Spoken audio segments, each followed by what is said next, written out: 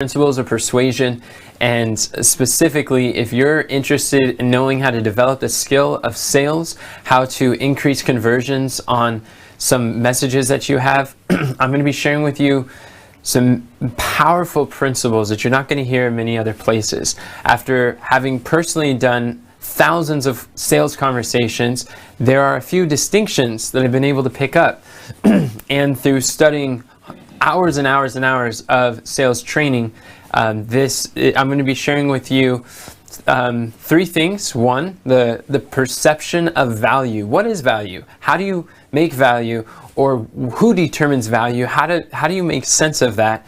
And then two, we're going to be looking at story selling, which is crafting your signature story, because it is story that influences the perception of others. And then the third we're going to be looking at is positioning. Positioning is extremely underrated, and it has the power to tremendously influence the perception of others. And when you get positioning right, this can trump many other forms of marketing or communicating value to other people. So the first one, if we're looking at the perception of value, why is this important? Because two reasons. Number one, all selling is perception.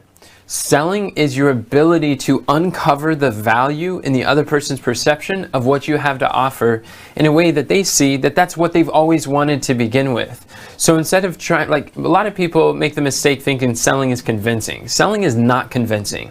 Selling is the opposite of convincing. Convincing is when you try to get people to buy what they don't want, can't afford, or don't need. And for your reasons. Many people think that's what selling is, and they're like, I don't want anything to do with that. But on the contrary, selling is persuasion. And what are you persuading? The perception of others. You are persuading people to accept what they've already wanted for their reasons and for their benefits. That's the difference between selling and convincing. They're not the same thing. So selling is the ability to use your mouth to be able to uncover the value, to help them to perceive the value in the results, the transformation, the benefits that you have that they already want. So it's really key when you are selling. A lot of people, like I was listening to a training that I was on, part of the mastermind that I've joined. It's doing some office hours, and my sales mentor was talking about how so many people want to, they have their price, like when the price is this much and the perception of value is that much, people will buy every single time. It doesn't matter what that price is. If they believe that the price is here and the value is 10 times greater, they'll say yes. But a lot of times what people do is they think that, when they don't buy is when the price is this much and the perception of value is this much, people say no.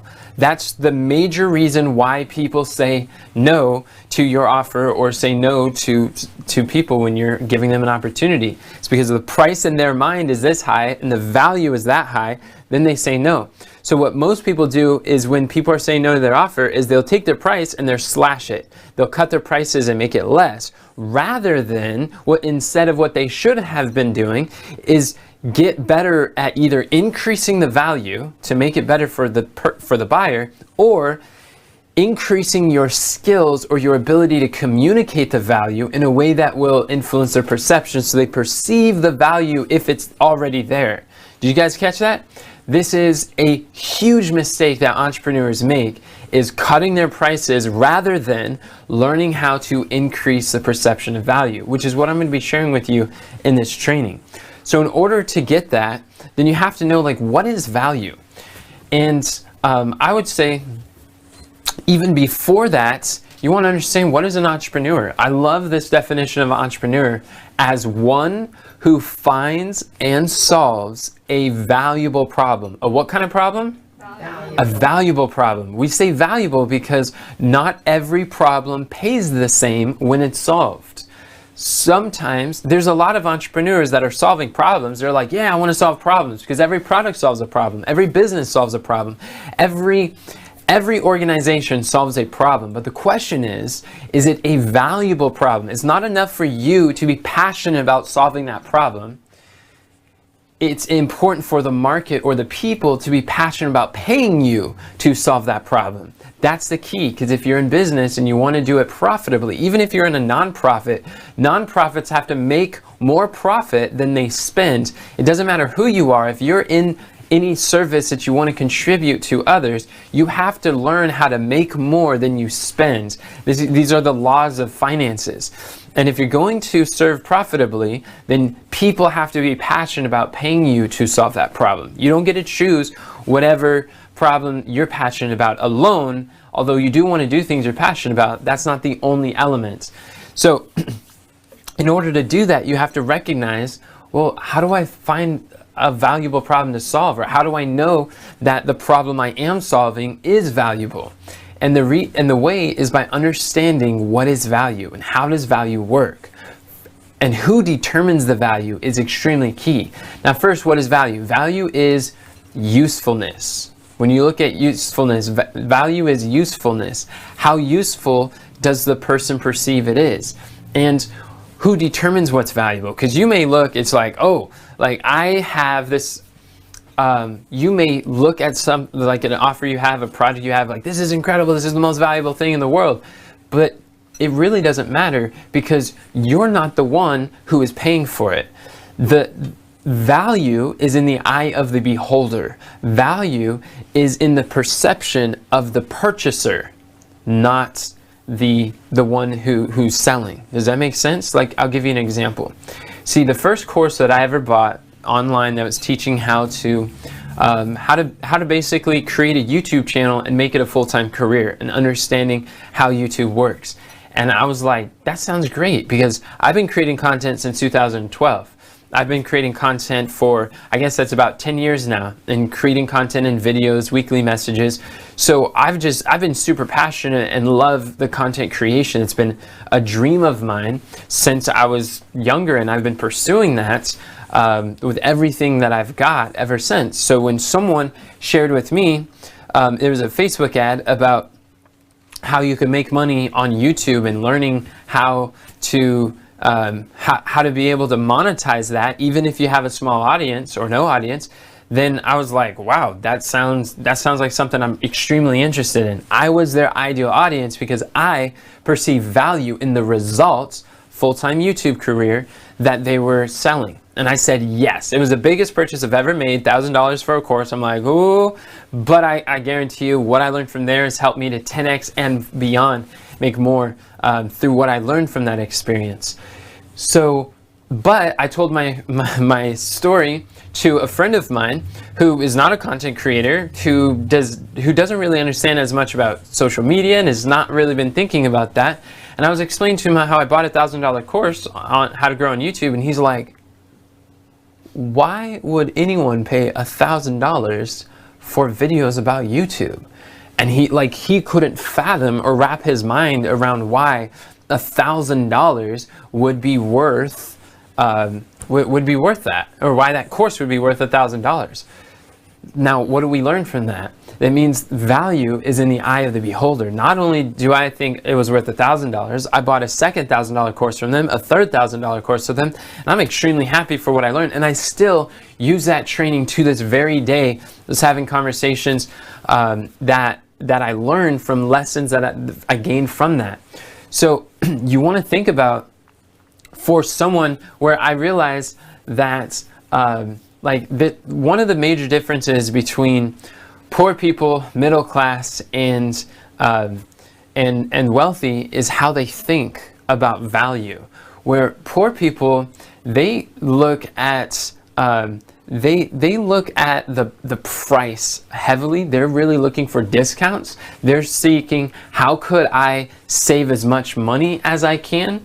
And so they're willing to give up their time. They're willing to spend their time so they can save money. And whereas the middle class are looking for, they look for stuff. They really like like being able to buy stuff, or like boats or nice house or nice car, or whatever, and they're looking to build up their credit so they can buy more stuff that they can't afford, and they can buy it on credit. Whereas the wealthy, they value ideas, they value knowledge, skills. They want to spend money so they could buy back their time at a discount. They're looking to, if it saves me time, then that's worth more money. They're willing to expend more money to save time. And that makes a huge difference. So when you're looking at a course, a coaching program, or an event, recently I just got back from an event that I paid over $3,000 to attend. Bought their training, and with the training came this event for the bestseller book authoring training. And that's like, okay, I highly value that at $3,000 for sure, because they're showing how to become a bestseller. And now I'm a best-selling author of the book, I Want a Mentor. Now what do I do? Available on Amazon now. And we're just about to release our paperback version. Before it was just on Kindle. But I'm like super thrilled, excited. I love the content. I think it's great how everything turned out. And they made the process so much easier.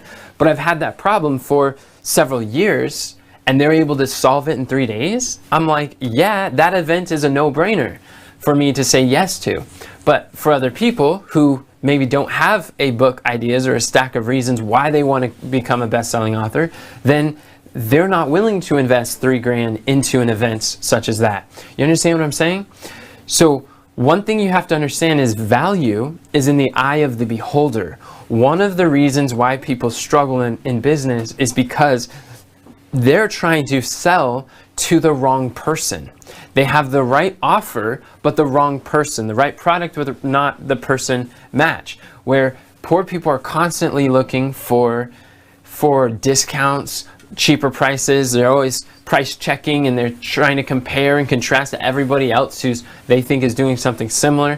Whereas the wealthy people who have more discretionary funds, and they're willing to pay, they're eager to pay, they're like, look, if you can save me time, then I really don't need a whole lot from you. I am more interested in the value that I receive, the results that you have promised, than I am in the money that I hold. Because the wealthy think that the result is more valuable than their money. So they're more willing to part with it and trade. It's a lot easier.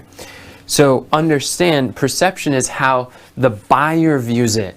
That's why, like, we can't determine that. We have to allow them to determine it. And a lot of sales is in picking who you're going to sell to, who you're going to serve, who you're going to target. So that's one thing about the perception of value. Another is to understand, what is it that influences the perception of value? How does the buyer view your offer? And what I'm going to share with you could blow your minds, because if you get this, it will make sales so much easier. Where a lot of people think that sales is about their features and what their product's able to do, and they'll go into these great details about things that don't matter. Or they think that people buy because of all this information that you give. And if you're really tactical of how to show someone how to get a result, if you're a coach, author, or speaker, then people will buy that. But in reality, the more that you teach how to do something, the less that the person feels that they need you, and the less likely they are to buy. So people will just teach their way out of sales left and right because they're focusing on the wrong thing. And when you understand what to focus on, what I'm about to share with you, these 5 or so components of value is going to be huge. So one, how do you determine value is number one, recognize the length of the time that they're seeking to solve the problem. This contributes tremendously to value. What do I mean by that? Is how long have they been attempting to solve their problem but failed? And it's important for them to be seeking to solve it, or attempting. That attempting is important, because someone may live with a problem for 5-10 years, but they haven't been trying to solve it. They haven't been looking for a solution. But the longer they look for a solution and fail, the more valuable the perception is when they find a solution that they think is going to deliver them what they're looking for. For instance, myself, or like we have an implementation workshop. And what I realize is there's an amazing book for authors, coaches, and speakers called Expert Secrets by Russell Brunson. And Russell has put together this book. This is an amazing manual showing people exactly how to build, how to get paid for their advice, how to find their voice, to build a mass movement, make your calling a career, and just impact a lot of people's lives with your advice and your message. So in this book, he sold hundreds and hundreds of thousands of copies to entrepreneurs all around the world. But one thing that I find is a lot of people read the book, a lot of people study the book, a lot of people go through it for years, and they struggle to implement the principles in their life. And there are people, and it may not just be with this book, but there's people who are attending like Brendon Burchard's Experts Academy. There's people who are attending just seminars. They're going through courses. They're going through books, and they've got all this information and very little implementation, because it's really the information. When it goes to implementation, that's when you receive the transformation. And because people aren't receiving the transformation, their information alone doesn't bring transformation. So what I realize is, okay, they've been struggling with this for 3 years, 5 years, 6 years. Some people are trying to make things work. And what if we can create a workshop that we can help people to take what they've been trying to implement for 3 years, and we do it in 3 days? Would that be valuable? Absolutely, it's valuable. People are interested in that, especially people who've been trying to solve a problem. They've been struggling, going from course to course, to book, event to event, and they're still not getting the result they want. Is largely because they're thinking information is going to get them forward, but it's not the information, it's the implementation. So it help people to apply the principles that they're learning, specifically to create a signature speech, to create one perfect pitch, one presentation that they could use and speak on 3,000 different platforms without losing the power of persuasion. Just one very personalized story to be able to get your message out in a way that you uncover the value in what you have to offer, rather than confusing people by all these things that don't matter, that actually talk people out of sale unknowingly, because they haven't had a mentor to help guide them through and be like, whoa, you're killing your sales conversions by these different habits that you're using in language that's talking people out of the way, because you don't get that type of feedback on events and courses and seminars and books. So you can have that in an implementation workshop by someone who's done it and working with people to give you live feedback as you go through the process. Now, why do I say that? Because the length of the time that they've been attempting to solve the problem increases the perceived value. Does that make sense? If they just figured it out a week ago and they're like, oh, let me try to solve this, they're like, well, I could figure it out on my own. And they still have a lot of high hopes and interests, but they're not frustrated enough. You really want to find people that are they have that frustration factor. The higher the frustration factor, the more eager and quick they will be to purchase what you have to offer. Does that make sense? So the second component of value is the complexity of the problem that you're solving. So we're talking about finding and solving a valuable problem. A valuable problem is a very complex problem, because people don't want to pay a premium for simple problems, for these simple things that can be fixed easily or with little to no effort. So the value of your offer is based on the complexity of the problem that you solve. And I'll say that every presentation solves a problem, every book solves a problem, every course solves a problem, every event is solving a problem. And the more complex the problem is, the perception of it, the more people are willing to pay for it to be solved. Does that make sense? And what matters a lot here is we talk about the person who you're speaking to. There's different education levels by different people. And if someone has, like for instance, if someone wanted to do a course or training for me on how to publish, how to create content, or how to like find, or like for instance, okay, there's a lot of new content creators have a difficult time knowing what to say, or knowing what content to create, or how to choose topics. And if someone wanted to sell me a program about how to how to never run out of things to say, I'm like not interested whatsoever. That has very little, very, very little value to me, because I've been creating content since 2012. Like I can talk all day, every day. I could create hundreds and hundreds of videos. I've already done over 3,000 presentations. Like, I get how to create content. I get how to come up with things to say, how to put together outlines. That's not something that's a problem for me. Whereas someone who's like newer in the content creation space, they're like, one of the biggest things, they're like, what do I say? It's like, I want to create content, I know what platform, but I don't know what to say to them. Someone of that where they are in their journey would perceive that problem as being more complex and more valuable when it's solved for them. Does that make sense? So education matters, and that's why picking your audience is very, very important. Having your message and your market match. That is huge. So number 2, complexity of problem. Number 3, the simplicity of the results. So if you can simplify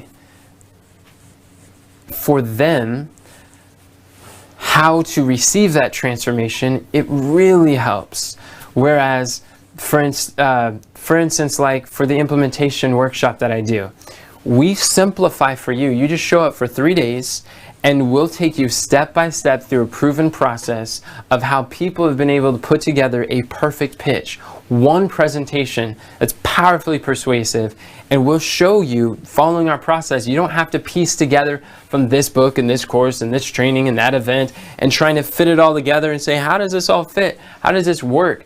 But being able to put together one perfect pitch that you can use in all your content, whether it's a webinar, whether you're speaking from stage, whether it's content in a book, whether it's content on Twitter or a live stream. It's the same pitch, the same presentation.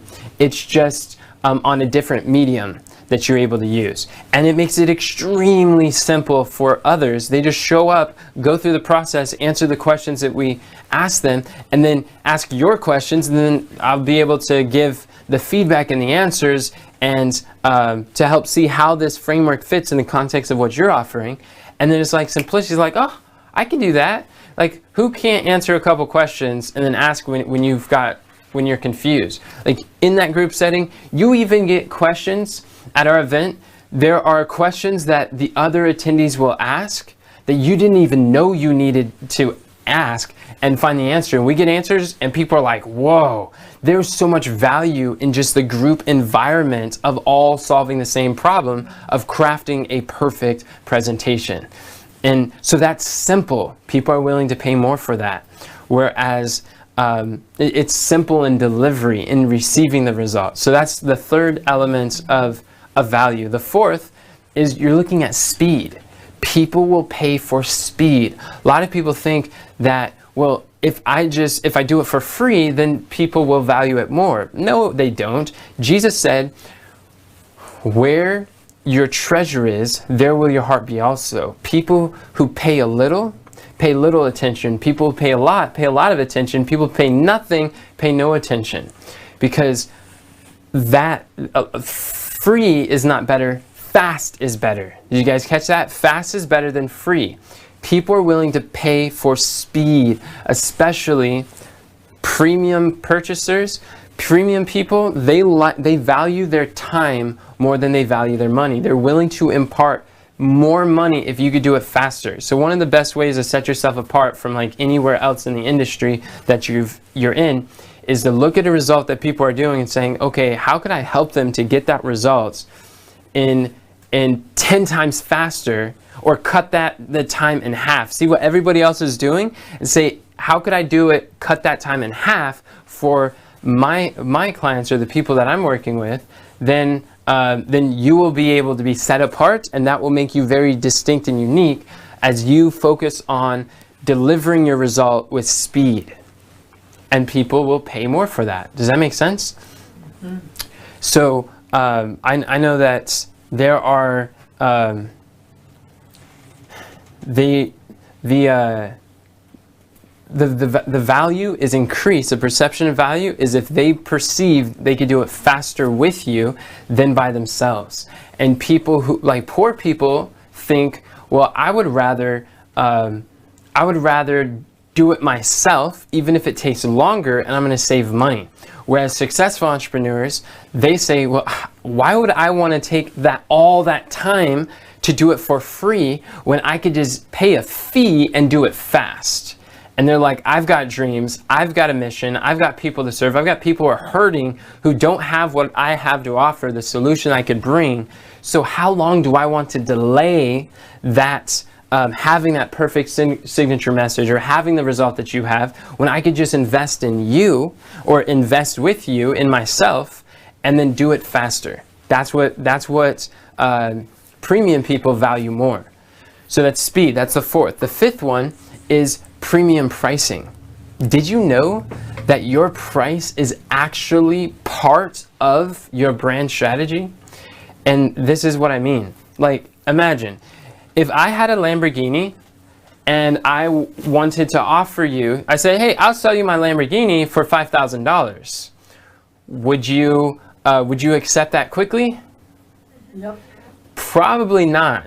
See, some people are like, yeah, some people are no. What's one of the biggest questions that you're going to have about that Lamborghini? What's wrong with it? What's wrong with it? Is it broken? You're like, why are you selling something that do you own it? It's like all of these questions. If I have something that you know is worth this much and I'm selling it for you like at pennies on the dollar, you're like, something ain't right about this. Is this legal? Or is like, am I like buying a stolen vehicle? Or like, what is going on? There's something wrong. And here's what you can see from that. If you're the best, nobody expects you to be the cheapest. If you're the cheapest, nobody expects you to be the best. So your pricing is part of the perception of value. Do you understand? In so many ways, you're actually doing more for people by charging a premium than by trying to be the cheapest person on the block.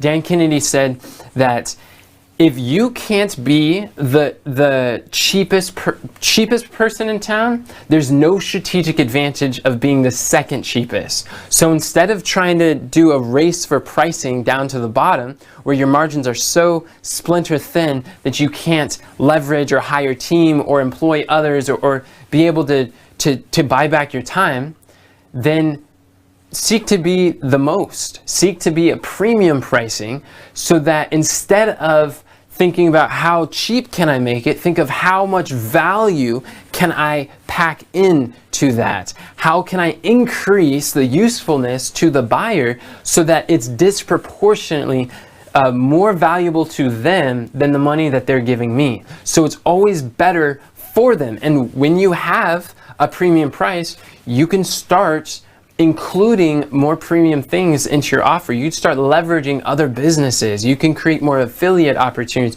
You can bring people together and serve your students in a way that you otherwise couldn't if you didn't charge a premium. Does that make sense?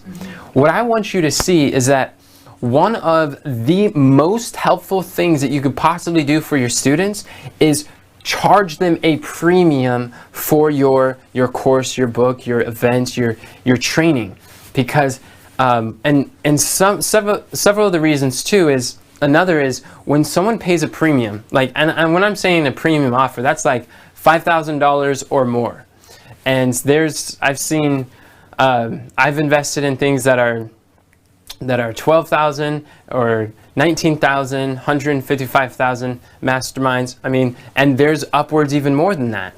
And I've found them to be extremely valuable. They've helped tremendously, but one thing that it does is it helps your student to show up. It helps your student to be like, look, how many people have bought something, like bought a book and put it on the shelf? How many people have invested in a course and didn't finish it? Or they watched all the trainings, but they didn't do the implementation guides? How many people have gone to a seminar, they invested, they got all excited, they're like, yeah, and then they went home, and what did they do with that information? So when people pay a premium, I've heard so many times, people pay a premium, they're like, look, I'm gonna show up for this training because I paid a premium for it, or I'm going to do this assignment because I paid a premium for it. Your students will have greater success because they are more committed. They have already paid a greater commitment to their results. So you're able to have greater transformations with the people that you're serving than if you just charge them pennies, or if you're just doing cheap for them, then they're like, it's like, yeah, that and everything else that I've bought for cheap. And it's just another thing to put on, not their self-help, but now it becomes shelf-help. And they're just gonna leave that on the shelf. So that's why your premium pricing is one of the contributing factors of value. When people pay more, they automatically perceive that it is better.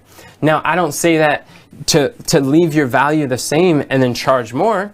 Some of you are grossly undercharging for what you have to offer, but you just want to make sure that when you do it with integrity, that the price you're asking for is this much, and the value is this 10 times more than what you charge. People will say yes, and you can do it with integrity, knowing that when you sell your premium program, your premium mentorship program, then they are getting the better end of the deal, not you.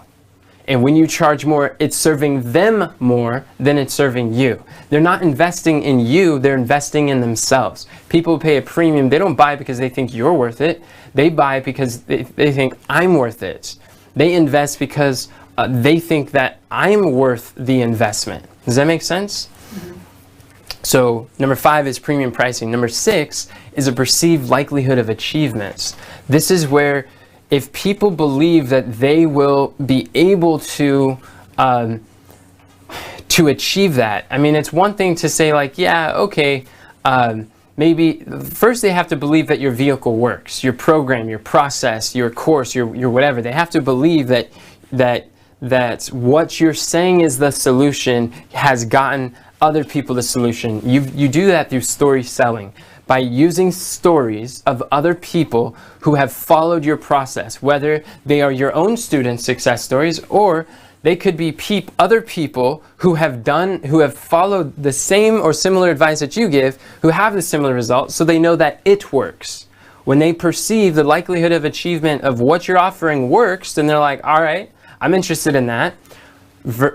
And then also they need to perceive that I can do it. That it's not alone to be like, yeah, it works. They have to know that I can work too, that it could work for me, so that they're able to do it. So for instance, this is one of the reasons where, see, one of the businesses that we have is a health food store. And in our health food store, we have a weight loss program. So in this weight loss program, we help people to shed off, to release pounds. We have a 9-day program, we have a 30-day program, and people can go through that. And if I say that you can go through and you could lose, like let's say, you can lose weight in 30 days, or they could like compare to maybe liposuction, where they can lose weight in a few hours, then what is, and with our program, you get nutrition into your body, and you're able to get some coaching, and you're able to have a community of people to support you, and you have some education to help you along the way to make informed decisions of your health. So people are like, yeah, that's very interesting, like that's good. But when you look at, like, some people are like, well, I trust the process. Other people have gotten results. Our company has helped people lose 300 pounds, 400 pounds. We have hundreds of people in our company that have lost over in the 100-pound club with our programs. My mother has lost 50 pounds using our program. And people are like, okay, we know that it works, but am I able to do it?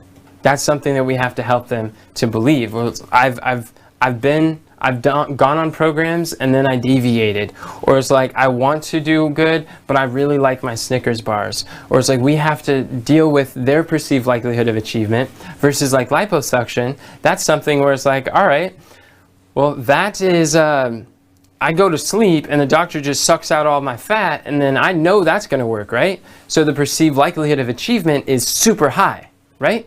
So that they're willing to pay more. What about speed? So you could do it in 30 days, or you could do it in 3-hour procedure.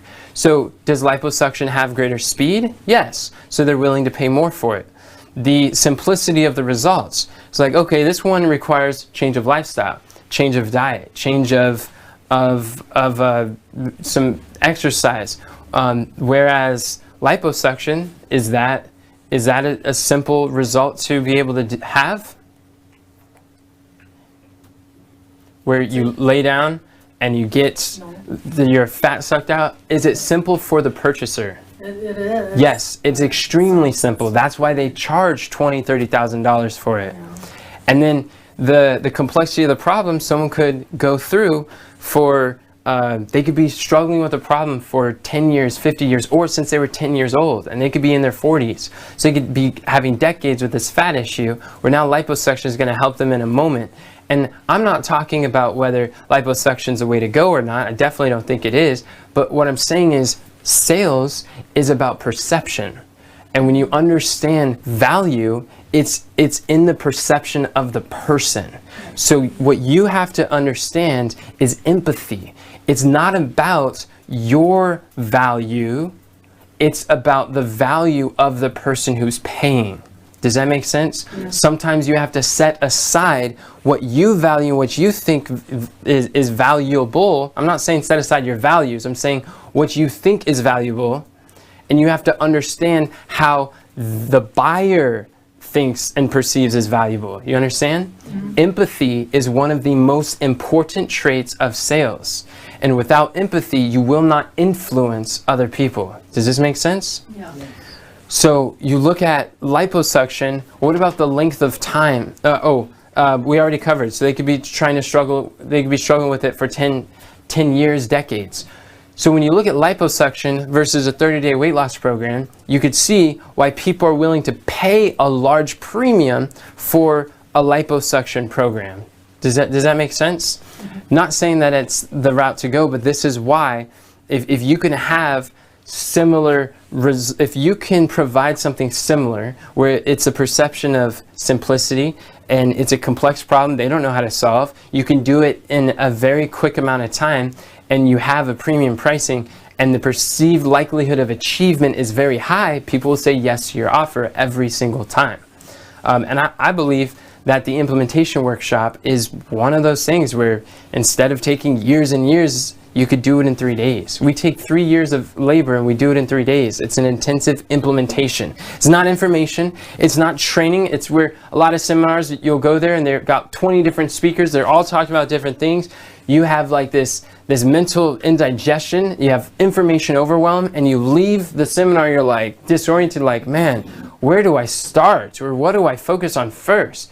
At this workshop, people go through, and in 3 days, they're able to walk away with their perfect signature. Their signature stories, their perfect pitch. They got one presentation. They're very clear on who they're speaking to and what that person values. And they've got stories, and they've got message to match their market. And they walk away with one presentation that they could use to make millions of dollars, hundreds of thousands of dollars. And that's like not being offered in the industry very much from people. Does that make sense? Yes. Okay. That would be attractive. That would be unattractive. So think about what that would be for your industry, for your offer, for your opportunity. Because you don't want to sell what you want to sell. I don't want to sell what I want to sell. I only want to sell what people are interested in buying. Because it doesn't matter what I want to sell. It matters what people are interested in buying. And when they're buying, they're not buying your products. They're buying the results of your product. They're buying the transformation, the promise that your product brings. And that's what we have to really understand.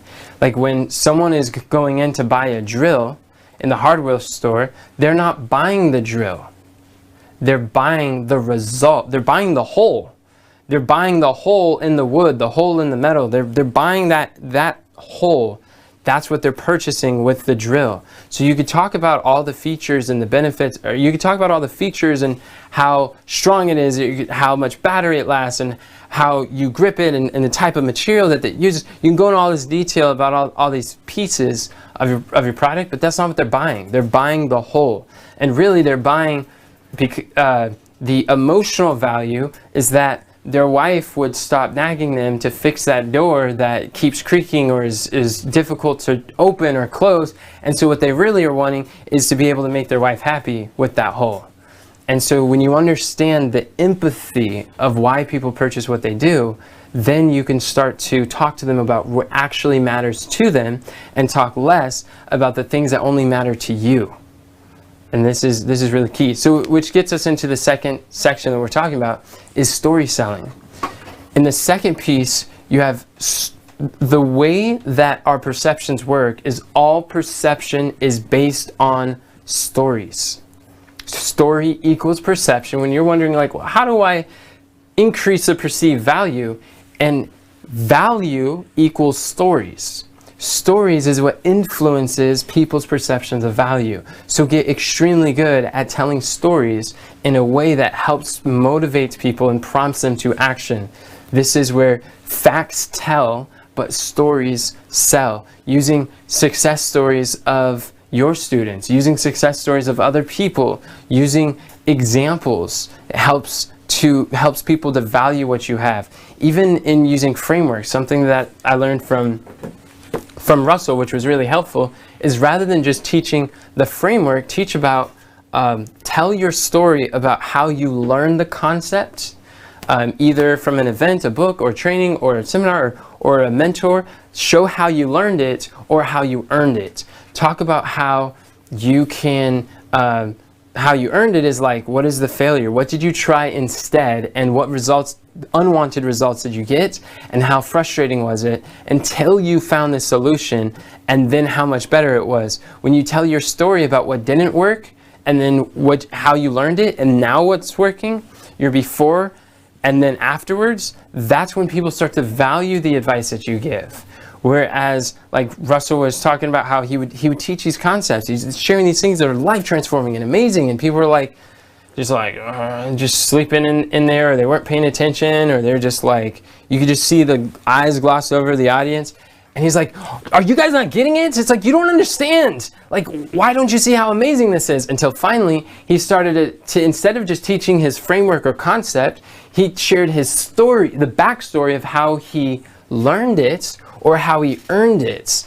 And once he showed the value of it, then people are like on the edge of their seat, like, this is exciting. Like, what's next? What is he get? Like, this is amazing. I could see how I could use this. Why? What made the difference? And Russell's like, are you serious? It was the story before the framework, introducing it, increase the perceived value in whatever the next thing that you were about to say was. So when you learn to wrap your messages in stories, then people start to be like, oh, that's extremely valuable. Yes, you want to say something? You know, I used to sell on eBay, and even when people would know what to use the product for, if you told them some other use cases for it, then they were like, whoa, I'll take 3 of them, you know? Yeah. So for those who may not have heard, because you don't have a microphone, is when she was selling on eBay, when she shared case studies, case uses of how you could use this product for multiple purposes, then she started selling a lot of her e-commerce products, and because it was stories that made the difference. People have to, and when you tell a story, get this, is share a story with someone that your ideal audience can relate to, someone that they can see themselves in the story. And when they could identify with the person in the story, they will actually imagine themselves going through the experience rather than the person you're talking about in your story. So when I tell many of my stories of struggle, then like my audience, I know that they see themselves in my story, and they're listening to that and they're like, wow, that, like, I could relate. And then you're able to show through story how the person was where they are now, and then they learned a concept that you teach, and now their life is better. Now they've received a result and a transformation, exciting something that they didn't have before. So now you can actually transfer the epiphany, transfer that revelation to the person you're selling or you're speaking to, and then they start to change their behavior, because every behavior is belief driven. When you change the beliefs, all selling, here's another one, selling is changing beliefs. Selling is removing old beliefs that are called objections, concerns, that would prevent people from buying, and it's replacing with new beliefs. And those beliefs will determine buying behaviors. Those buying behaviors, all buying, the science of buying is a science of behaving. The reason we buy is the same reason why we behave, we make any behavior change.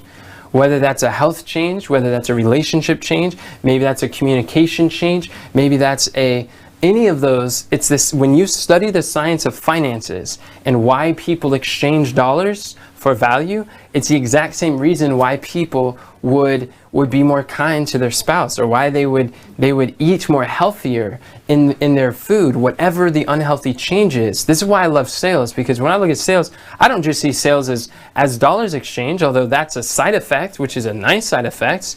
I see sales as a way to shift behaviors. And I know when you change the belief, it'll change their behaviors. And when you change one's behaviors, it will change your blessings. And that's really the be, do, have in Genesis 1:29. It's incredible, it's exciting. And that's when you get really good at sales, you can start to influence people for their reasons, for their good, and in a way that really sets them up for greater blessings and fulfillment in life.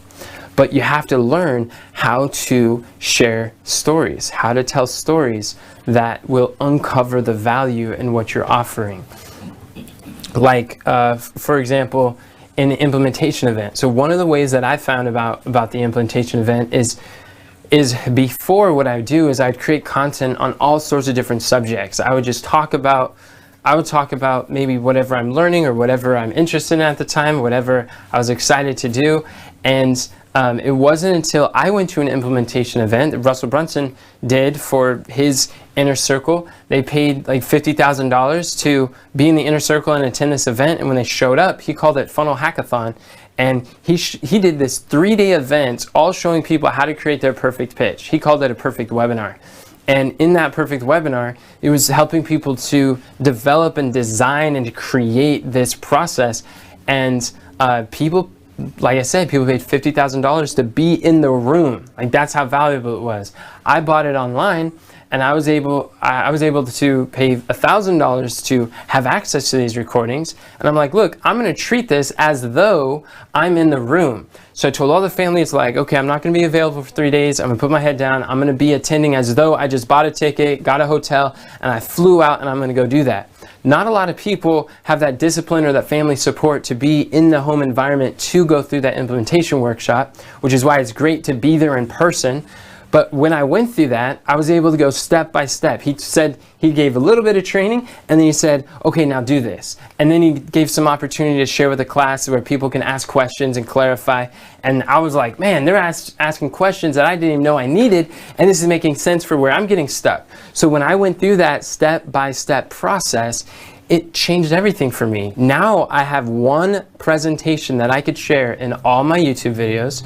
I have one message that I could share on interviews, one message I could share for all my content strategy, whatever it is. Now, if I wanted to write a book, I could put it in a book. And I created a webinar that was automated. That webinar, I did it 3 times live, just test it out, see how it works.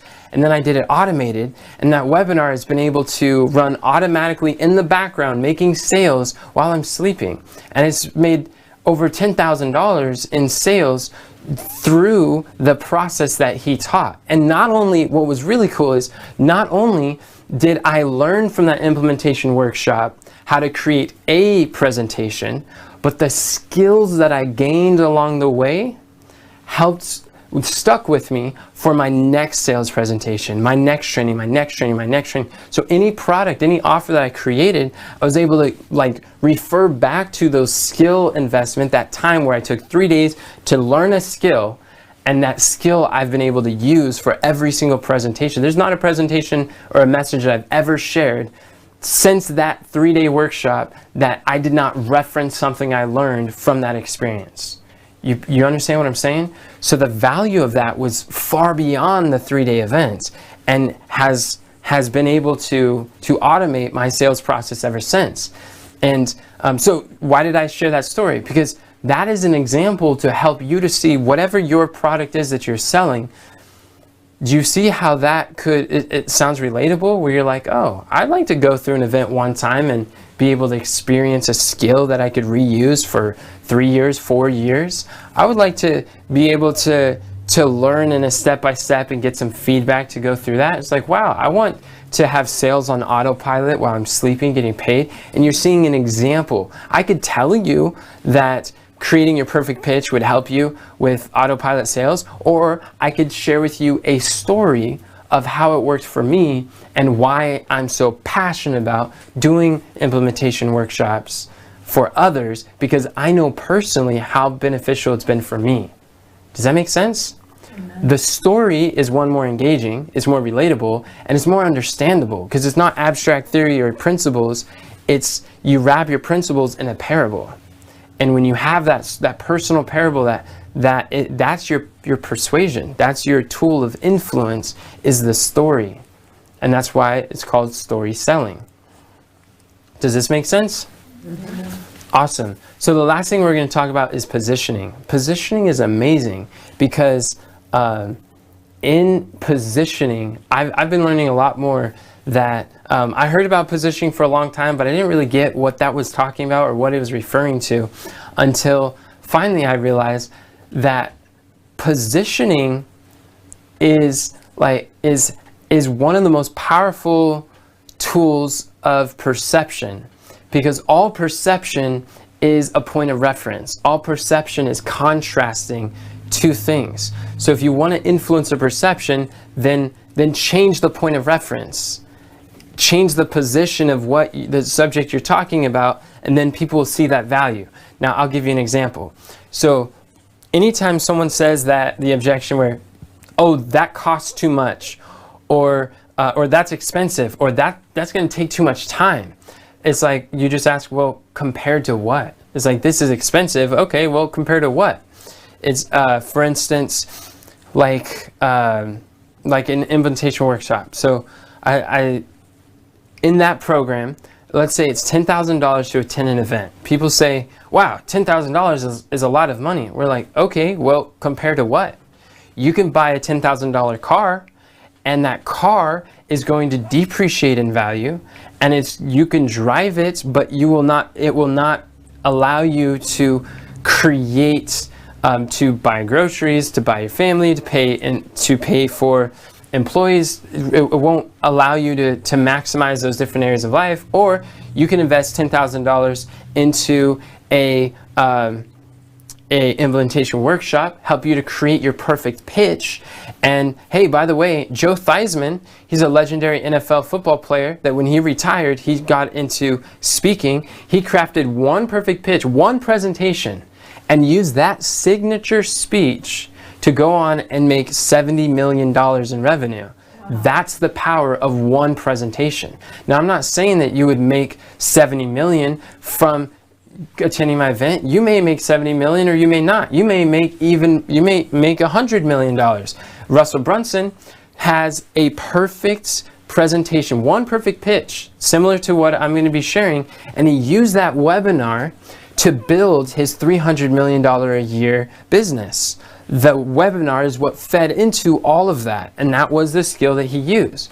So having a perfect presentation opens up the powers and possibilities. Now, how is your $10,000 car going to open up those kinds of possibilities? You see what I'm saying? So what I did there was positioning. Now, compared to Joe Theismann's story, is $10,000. Like, if I sold you something for $10,000 that taught you how to make $70 million, would it be worth it? Oh yeah. Oh yeah. If I sold you something $10,000, let's say you didn't make $70 million. Let's say you made less. What if it taught you to sell $1 million? Would it be worth it?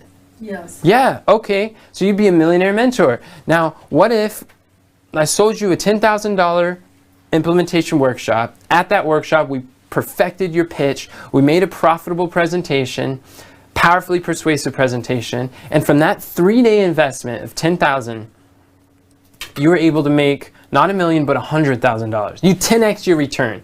Would that be worth it? Oh yeah. Yeah, but have you 10x your return on your $10,000 car? No. No. Do you see what that instantly did in your minds? That was called positioning, because apart from the car or away from the car, when you're just looking at $10,000, then the person could be like, wow, that's really expensive. But the question is, compared to what? That's positioning. Compared to, say, $1,000 course that you got to do on your own, you got to compete with your family, you got to still provide all these meals and figure out, like, maybe your job, your work, or whatever's going on. You have all these competing priorities contending for your attention. Like, that $1,000 that's dependent upon your own effort to implement, and you have no live feedback, no like group community in person that's going in the same direction with you. Like, that is, you might look at that $1,000 course, look at 10,000 event, and you're like, well, this course I could have for a lifetime, but that event I have for 3 days, you're like, well, that's expensive. But when you compare it to something that your client is already paying, that's already costed them and has not given them the same return on investment or even near, then it becomes less expensive.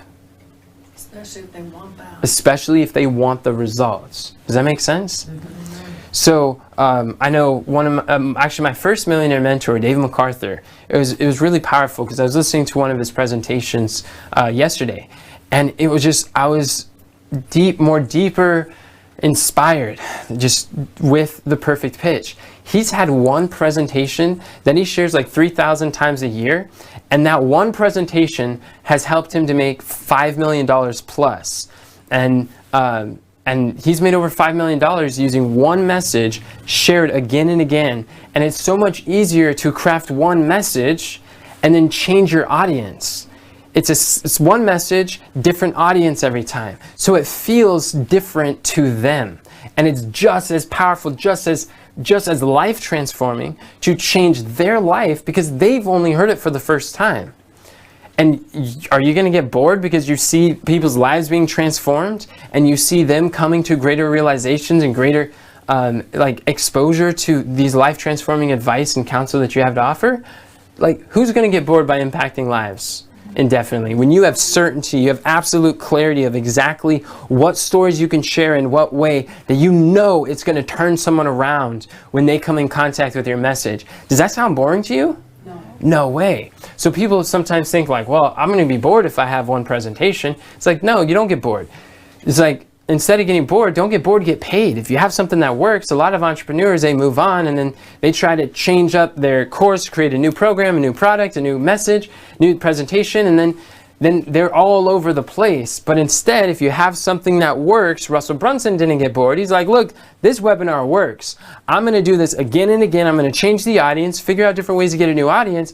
And he scaled a $300 million company on the back of one presentation. So you can get, like, don't get bored, get paid. Rinse and repeat your results. That's what David MacArthur did. It's like, that presentation is powerful. And it's so uniquely calculated, fine-tuned, and tweaked to be calculated in a way to overcome people's objections before they even come up. Does that make sense? Mm-hmm. And that's what your message can do too. That is the power of positioning. And if you don't provide the comparison, like what you're going to position it next to, like your offer, $10,000 implementation workshop, compared to the car, now it's like, oh, the car is more expensive than the program. The program is going to make more opportunities. The car is just more maintenance and more like pay. I gotta feed it gas every week, and I gotta like that's more of an expense. And then your program is an investment. Does that make sense? Another way for positioning is, let's say, time. Someone's like, 3 days? Like, that's a long time to be out and away from my family and to go travel. And you want me to create one presentation in 3 days? Like that sounds like a lot of time. Well, the question is, what's the question? Compared to what? Compared to what? You guys are doing great. So it's all perception is contrast, is comparison. It's like, what's your point of reference? Because you can I'm showing you how to do this in 3 days, yes, but what's the alternative? What are people already doing? What is the time it's already costing them to do it without you? And People can be reading books. They can read 1 book, 3 books, 4 books. Like, how many hours is it going to take you to finish a book? 6 hours, 8 hours? If you're a speed reader, 3 hours? And how many books do you want to read? And how many books you want to read? And just because you read a book doesn't mean you've implemented the information. No, how many books you read, how much information you get from books compared to the ratio of the implementation you do. I mean, it's going to be smaller for most people. And then how many years have you been trying to figure this out? And you could even tell a story too. Like, I had one guy who attended my event. He's been trying to figure out for 2 years who his audience is, what his offer is going to be, how he's going to present it to other people in a way that they're passionate about paying him for. And Christopher went from being confused, trying to solve this problem for 2 years. He attended my implementation workshop, and in 3 days, he got absolute certainty on who he's serving, how he's going to help them, what his process is for helping them, and how to communicate it in a perfect pitch and type of way that other people are like, drop their jaw, leaning forward, like, tell me more. How could I sign up? Will you come speak? Like, he got so many speaking engagements just by using the principles he learned at the implementation workshop. And at first he was thinking like, well, it's like 3 days. Like, can we do it in 2 days? Is it like, does it have to be that long? It's like, that seems like a while. And he talked about the time a little bit, but then he went through the process and he's like, this is incredible. This is one of the most valuable things I've ever been through. This is one of the most valuable things that could exist in the marketplace. This implementation workshop was so transformative. And I got a testimony of him afterwards. And I was like, hey, would you recommend this to other people? He's like, I said, did this under-deliver what was promised, or did it over-deliver what was promised? He's like, this is over-deliver. This has far exceeded my expectations. This is great. And then I saw him at events, and as he was speaking, like, what do you do? And he would say, and people would just be like, can I listen too? And people were coming in, they're like, this is amazing. And they're like, can you speak on my platform? It was night and day, where before he was kind of confused on how to answer that. Now he's like, absolute certainty. That's the power of, and my point is, where it's like, okay, 3 days, that's a long time. Well, compared to the 2 years that he's already been spending trying to solve this problem, and if he can solve it in 3 days, like, compared to what? Now, does 3 days sound pretty small in comparison to the alternative? Yes. That's the power of positioning. I want you guys to get this. And here's another powerful fact. If you don't provide if you don't position your offer next to the alternative, if you don't provide what to position it next to, then your prospects is going to position it always next to something way cheaper, way inferior, something that is nowhere in the ballpark of an accurate positioning. They're not educated on your offer. You can't expect them to compare what you're offering next to all the other stuff that they've already done. You have to compare it next to what you know that they're already paying, or what it's already costing them if they don't have this. And you can look at that time too, where it's like, okay, you want to go another 2 years not having the problem solved, try to figure it out on your own, another 2 years, 3 years, and you're still in the same place? Like, how painful is that? You see what I'm saying? That's showing them the cost of inaction. You say what it's already costed them, 2 years trying to figure it out on their own, and then show them the cost of not doing it is going to be another 2 years. What if it's another 2 years? And now people are getting real anxious, like, okay, I need this now because I want to get this solved quick, fast. So you see how I used a story that can relate. It was a success story of one of my students that have been able to go through the process to get the results that is of interest to someone who may be interested in that. And that's what changes the perception of time. Now, 3 days doesn't seem like an investment. 3 days is like, whoa, this is an amazing opportunity.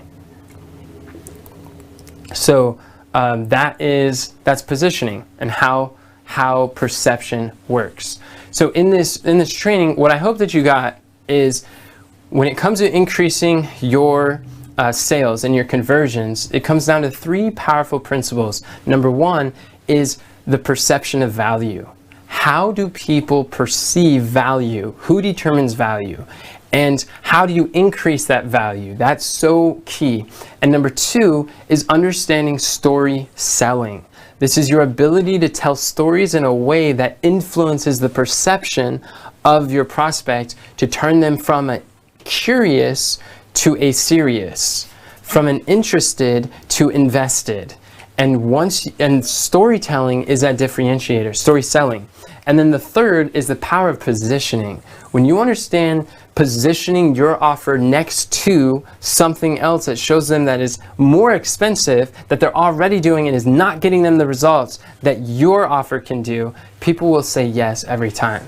You follow these three principles and you're going to see greater people increased conversion. You're going to see greater numbers of people saying yes. You're going to be able to transform more people. It'll transform your business, your finances, and the impact that you're having in the lives of others. And so, thank you so much for watching. If you think that this was great, then I encourage you to share this with someone else and let me know in the comments what really resonated with you the most. What is something that you're going to walk away from here? Oh, and by the way, if you're interested in knowing more about the implementation events that I do, all you got to do is go to the website mentormeenoch.com, and we could book a clarity call, see where you're at, where you want to be, and if this invitation workshop could be a good fit for you. That's again mentormeenoch.com, and you could sign in on there, or you could sign up, schedule a call, and I'd love to talk to you about your business, where you're going, what are your goals, and how this might be a good fit for you. But don't forget to subscribe and follow us on social media, where you'll get more messages like this to help equip you in your journey to get your message out to the masses. Thank you so much for watching, and remember, friends, God doesn't call the qualified, He qualifies the called.